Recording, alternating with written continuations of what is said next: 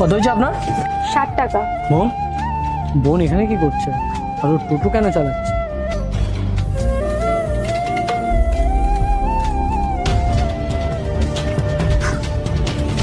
জানেন 60 টাকা ভাড়া হয়েছে, 100 টাকা দিচ্ছেন, খুচরো হবে আপনার কাছে? আমার কাছে তো খুচরো নেই, আপনার কাছে আছে কি দেখুন। আচ্ছা ঠিক আছে, দেখছি। আচ্ছা দিদি, যদি কিছু মনে না করেন তাহলে একটা কথা জিজ্ঞাসা করতে পারি? হ্যাঁ বলুন। আপনার এই মুখে হাতে এই দাগগুলো কি করে হয়েছে? না আসলে ওই বাড়িতে কাজ করতে গিয়ে বাথরুমে পড়ে গিয়েছিলাম, জল ছিল তো, তাই একটু চোট পেয়েছি পড়ে গিয়ে, সেরকম কিছু না। শুনুন, আমি একটু হলেও পড়াশোনা করেছি, আর এগুলো পড়ে যাওয়ার দাগ নয়, এটুকু আমি জানি।